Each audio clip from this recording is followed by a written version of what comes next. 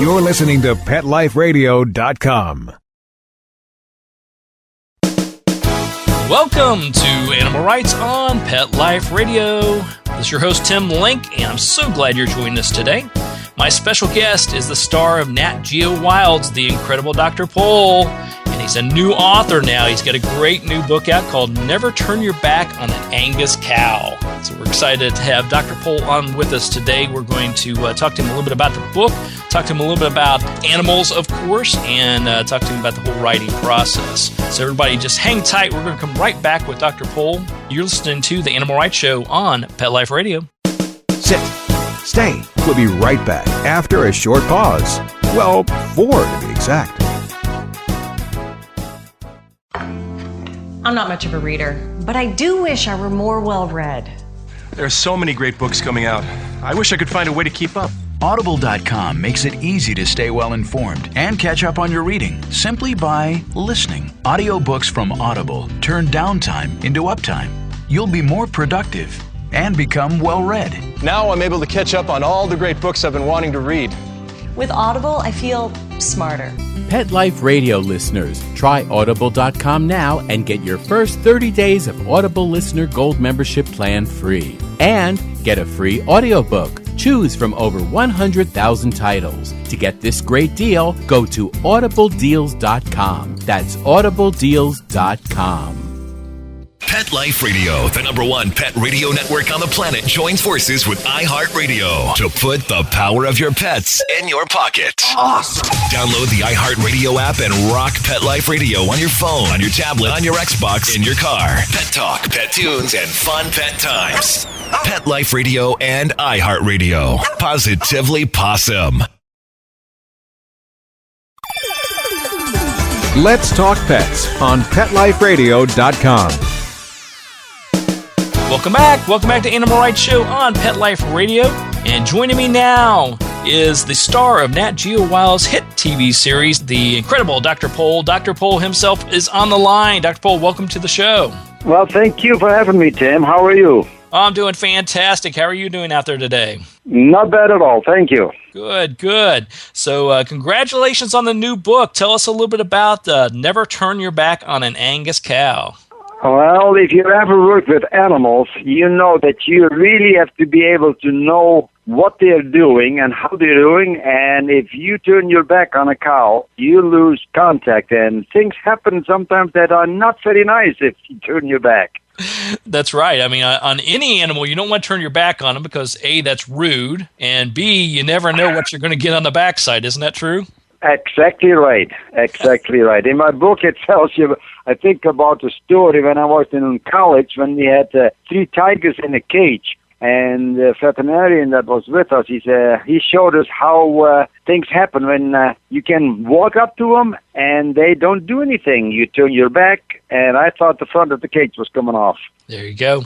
And did he give an explanation why that is? That's because when you look at an animal, they don't think that you are actually threatening them, but, hey, they take the easy way out. If you look at them, they figure that you know what they're going to do. You don't look at them, then you're easy prey. Ah, so they turn back. So when you're looking at them face-to-face, you're having that connection with them, and their guard is sort of level, not, guard is down, and they're not worrying about anything you may do. Right. I was working with a rodeo outfit in my practice for many years, and to be honest with you, I learned a lot over there. And, these bulls, these rodeo bulls, they live in the life of Riley. All they have to do is work a little bit, 8 seconds to get the cowboy off their back.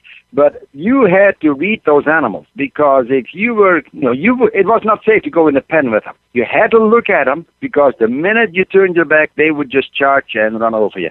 That's very interesting. And you think it's because that's just their nature, or is it more of the fact that they're in that environment where they know that they need to get rid of the person that's in the corral or the stall with them? Yeah, actually they were taught to get rid of the person, period.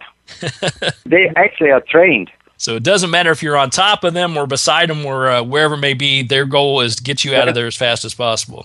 That's exactly right. I'll tell you, you stay close to the gates or the fence so you can hop over when they come at you. There you go. And never wear red.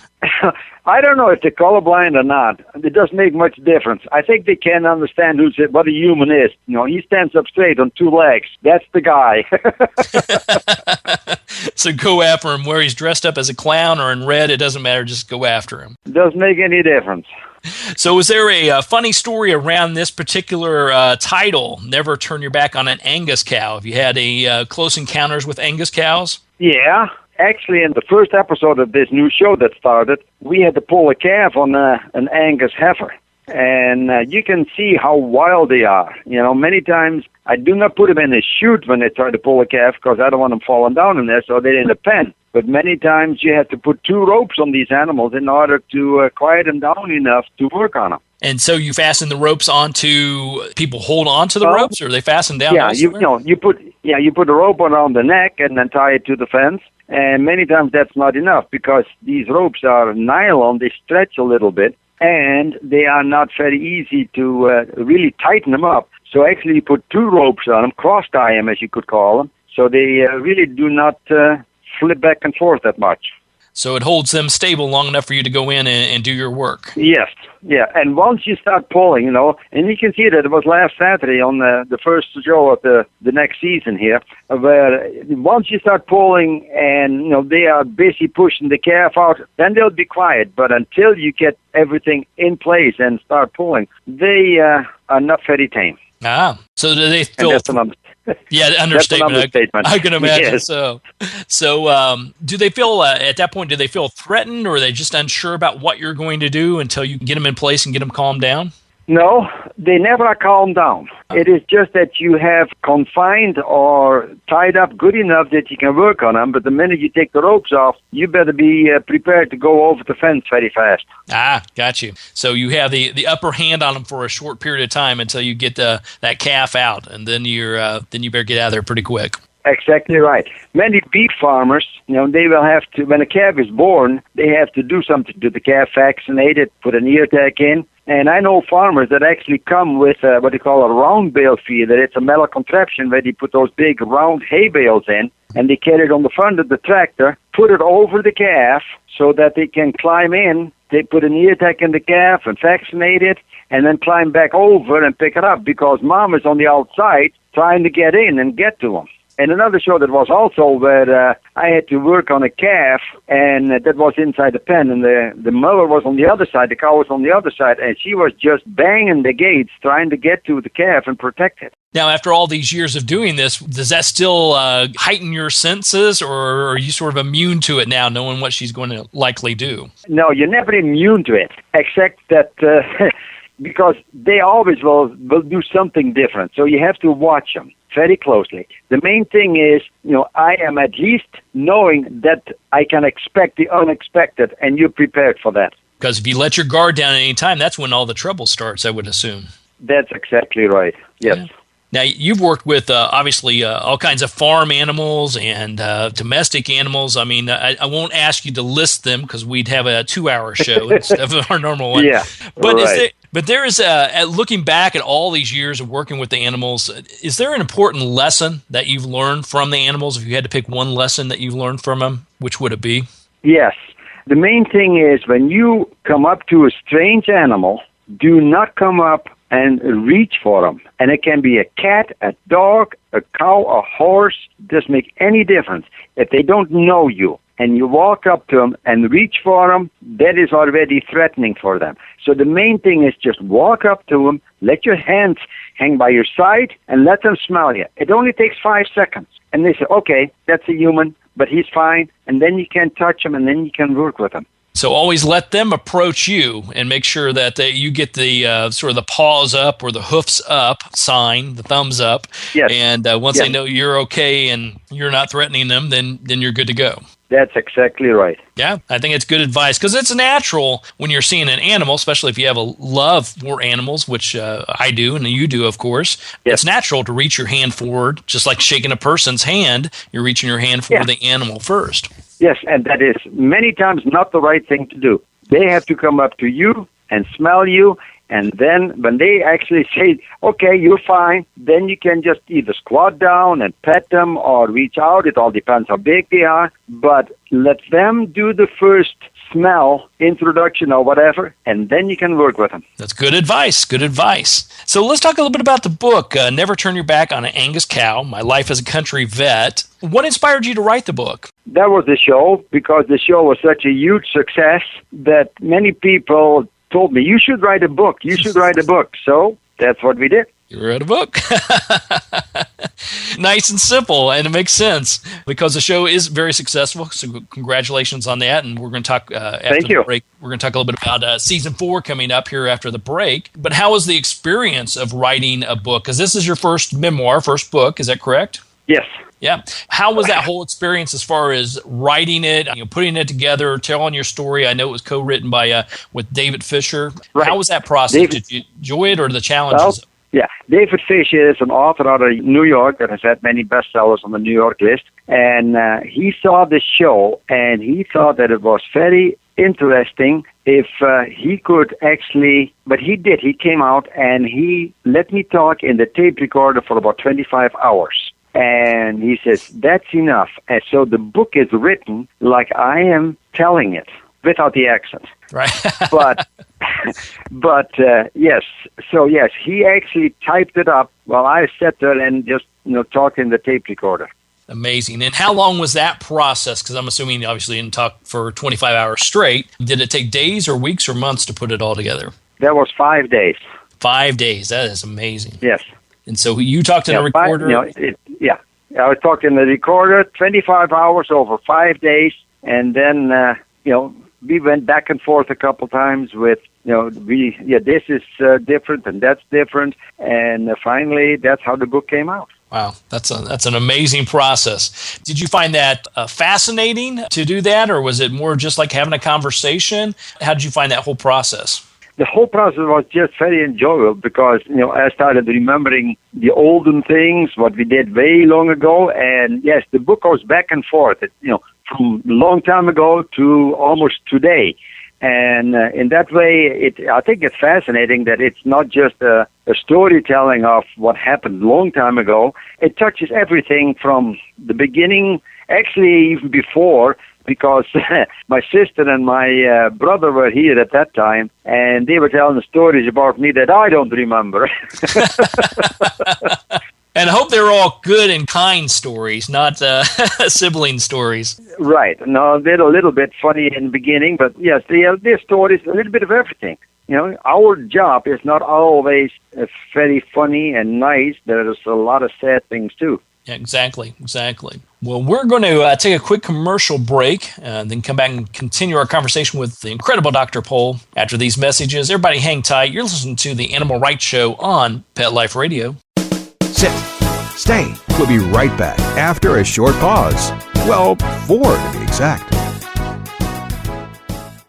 Hi, this is Tim Link, animal communicator and pet expert and host of Animal Rights on Pet Life Radio. Have you ever wanted to know what your pet is really thinking? Do you want to find out if they truly understand what you're trying to tell them? Ever wish you could build a better understanding and closer relationship with your pet? Well, now you can. Learning to Communicate with Animals is a 4-part on-demand workshop. In the workshop, you'll learn the essential techniques that are necessary to communicate with animals, including what is animal communication, breathing correctly to achieve the perfect state to communicate with your animals at a deeper level, using guided meditation exercises and method to communicate with animals, and how to send and receive information from your animals. So if you're wanting to learn how to communicate and connect with your animals at a deeper level, visit PetLifeRadio.com/workshop and purchase and download Learning to Communicate with Animals. You'll be glad you did. Hi, I'm Dr. Robin Gansert, President and CEO of American Humane Association, the country's first national humane organization. Here to tell you about our new show, Be Humane, on Pet Life Radio. Each week, we'll be bringing you the latest news and issues affecting our animal friends, and we'll also be bringing you interviews with Hollywood's biggest animal advocates, here to share tales about their pets and what they're doing to promote a more humane world. Our own highly experienced staff and friends friends of the organization will also join us each week to share what they're up to in the animal world. I hope you'll stop by. Until then, let's always remember to be humane. Every week on demand, only on PetLifeRadio.com. Let's talk pets Let's talk pets on Pet Life Radio. Pet Life Radio. PetLifeRadio.com. Welcome back. Welcome back to the Animal Rights Show on Pet Life Radio. This is your host, Tim Link, and I'm here with the incredible Dr. Pohl, talking to him about his latest book, Never Turn Your Back on an Angus Cow. Now, Dr. Pohl, let's switch gears a little bit because we have season 4 of the show, the incredible Dr. Pohl show, coming on. First of all, tell the audience a little bit about how the show came about in the first place. Well, that's another thing. I've been a veterinarian already for 44 years now. I graduated from the University of Utrecht in the Netherlands, and that was basically a large animal school at that time. When we wanted to do small animal, we had to take extra courses, and there was no room to become a veterinarian in the Netherlands. So I came over here, and then Charles did not want to follow my footsteps. He wanted to become a movie producer. And he went to the film school in Miami, went to L.A., and yes, then the writer's strike happened and everything like that. So he came back 5 years ago, and he said, Dad, we should make a reality show about you. And I thought, yeah, right. Who wants to watch me doing all this dirty work? So I told him, I says, why me? He says, you are a character. Thanks, Charles. You are doing a large animal, and you are in the heartland of America, right in the middle of Michigan. He says those things are probably something that people would like to see. And that's what happened. And that's what happened. So from there, you guys just did I'm assuming did a little video, a pilot, a reel, and sent it, made the connections, and next thing you know, you got a show. Yeah. Charles came out with 3 friends and a filmer, and they had actually 27 hours of taping and made a 4-minute DVD. And that was a sizzle that they took around and went to different networks, and then Nat Geo Wild picked it up. There you go. That's amazing. Now, the whole process of the show today, I know you just mentioned that just to do the sizzle reel, 4-minute sizzle reel, took 27 hours of taping. How long does it take now with the show to, how many hours of taping do you have to do before you have an episode? Yeah, that's the thing. I never realized how that worked either. But, when we come to the clinic in the morning, everybody gets a mic on. And that is, wireless, of course. And you don't see the mics, but we carry them with us all day long. And they film just about anything and everything that is of interest. So I figure that between the GoPros and the expensive cameras, they get between 120 to 180 hours of taping a week, and they use 40 minutes. Wow. There is a lot of things that you see in the show, but there is a lot more going around it that you don't see. That's right. And I don't think people realize that because there's a lot that goes into putting together one of these productions. And that's just per episode. They have to do this for multiple episodes for the whole year. Yeah. And they end up actually 1 episode per week. So with the process of you putting on the cameras and the microphones and everything, at that point, does it seem to be that you and your staff just go through your normal paces? Or is it a matter of you start to do your normal work and they stop you in the middle of it to ask a question or to have you positioned differently? How does that process work? No. Nothing of that is going on. We do our normal work. They film in it. Yes, they will try to get the people that bring animals to the clinic outside and get the go-ahead that they can film. Inside, we do everything normal like we used to. And then afterwards, they interview the owners again. Well, then at night, after all the work is done, they put us what they call in the hot seat, where they start asking questions about what we did, and that's sometimes 6 weeks ago or more. Do you remember that case? Not really. Okay, refresh your memory. Okay. Oh, yeah, now I remember. Okay, can we talk about that? Yep, go ahead. It takes a long time for an episode to get ready. Wow. And so once the episode's out there and you have a chance to take a look at it, how does that hit you? How did that hit you when you first saw your very first episode? Were you amazed, or were you like, oh my God, I can't believe they filmed that? Or yeah, some of that. Oh my gosh, did you get that? Or why didn't they use that? And yes, I've learned a lot better to talk in straight sentences and everything, because before that they were asking the question, and he said, yep, no, yes, no, you got to answer it in a sentence. Okay, that's how you have to do it. So yes, I think the filming has done quite a bit better through the years, but basically the things that they see is still the same. And no, there are no retakes. So it's all live action, and if you don't do it the right way or you don't come out looking the best, it doesn't matter. They're going to take the best sections and put it all together. Right. There's, like I said, I've said many times, when I have to pull a calf, I'm not putting it back in the cow for the second take. Yeah. Exactly. And nothing is scripted either. We don't have to learn our lines. So everybody that says, "Oh, you're a movie star," I says, "No, I'm not. I don't have to learn my lines."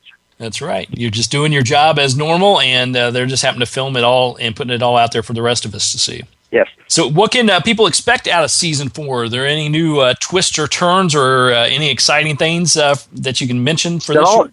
Yeah, for the American public, there's always exciting things because you work with the farm animals an awful lot. And this is what is nice, because it brings the farm back into the American living room, and I think that is very important. But you see in the next shows, yes, a little bit of all animals, castration, sick animals. I don't know exactly what they're using, but it's a little bit of everything. And I was going to ask you, when you decided to come to the United States, how did you end up in Michigan? Did you have family there, or was there an opportunity, or how did that come about?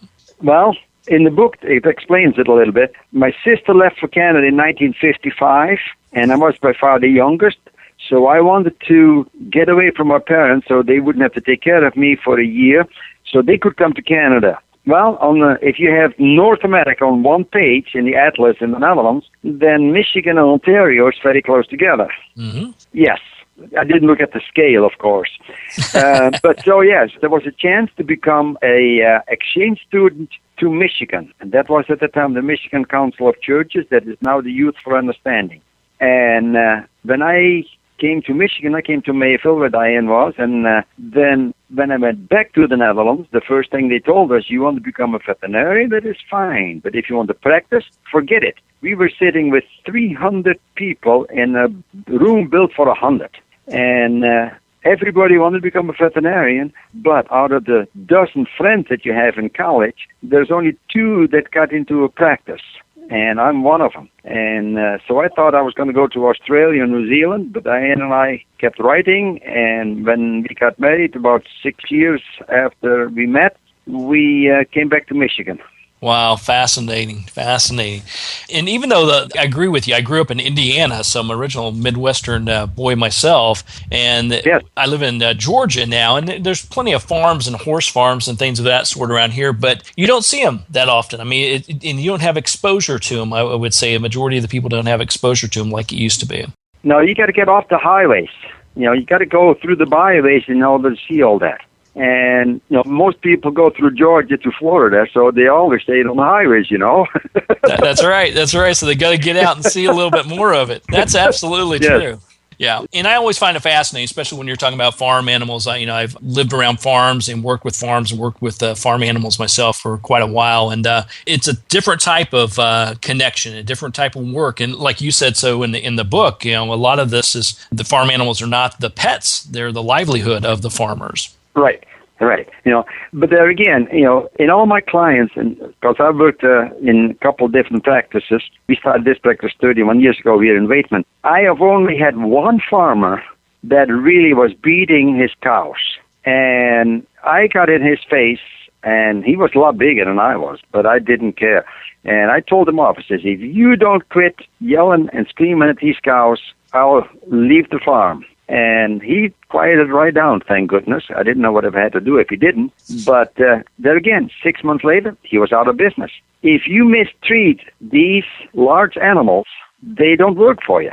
A cow will not give milk. A horse will not work for you. And we have a lot of Amis in the clinic, in the practice yet, and they use horses. If you mistreat them, you get accidents. And that's why, the farmers that I have been working with take care of the cows. And many times what I've said is that, animals like this need safety, comfort, shelter, and food. But shelter is first. So everything should be about the same thing. They don't like changes. The cow likes to live in its own freestyle many times. And, so they get always shelter and food, and that's how they are happy. Yeah, I think it makes sense. And that, I would say, stands true for all animals. Keep their routines the same, feed them, shelter them, give them some love and attention. Even if they're a working animal, give them the same type of respect and attention, and they'll respond. Yes, they do. Yeah, I think those are good words, good methods to follow because, I think it's that way in general. It's the same thing with people. We have basic needs, keep our routines pretty much the same, and treat us with kindness, and you're going to get positive results. Yes, and animals will tell you, and especially your dog, because you're so close with them all the time. If you look at them and listen to them, an animal can really bring across what it would like to have you do. Now, that sounds funny, but yes, that doesn't mean that you have to do every whim and everything, because that's how Caesar Milan got his business, not treating animals, but educating humans. Sometimes the animals are smarter than humans and they get away with too many things. But if you can train your dog, the dog will train you, and you have a very good relationship together for the rest of his life. Absolutely. Yeah, they definitely will communicate with you. You just have to open your heart and your mind to it and make that connection with them. And I think that's absolutely true. That's how I work with my consulting work I do with people and animals and sanctuaries and animals. And that's the way we do it. We communicate one-on-one, listen to what they have to say, and do everything you can to have you present them with a great life, and they'll do the same for you. They'll reward you. Absolutely. Yeah. Good words. All right. Well, Dr. Pohl, we're excited to have you on the show today. And everybody, pick up a copy of the book, Never Turn Your Back on an Angus Cow, My Life as a Country Vet, with the incredible Dr. Pohl. You can go to his website also, thedrpohl.com, THEDRPOL.com, and learn and keep up with him and friend him on Facebook. And we're excited to see you. Thanks so much for coming on the show today. Thanks for the great book. Congratulations on that. And we'll look forward to talking to you again real soon. Thank you very much, Tim, and thank you, and good luck to all the animals. There you go. Thanks so much. We're coming to the end of the show today, so I want to thank everybody for listening to the Animal Rights Show on Pet Life Radio. I also like to thank our sponsors and producers for making the show possible. To find out more about me, Tim Link, and other guests I've interviewed on the Animal Rights Show, you can visit PetLifeRadio.com and click on the Animal Rights icon and download the episodes and listen to your favorite authors, writers, and bloggers. And while you're there, make sure you check out all the other wonderful hosts and shows on Pet Life Radio. That's PetLifeRadio.com. If you have any questions for me or comments or ideas for the show, you can email me at tim@PetLifeRadio.com. That's tim@PetLifeRadio.com, and I'll be glad to answer your questions, entertain your comments, and bring on the people you want to see the most onto the show. So until next time, write a great story about the animals in your life, share it in a blog, an article, or in a book, and who knows? You may be the next guest on Animal Rights on Pet Life Radio. Have a great day. Let's Talk Pets, every week on demand, only on PetLifeRadio.com.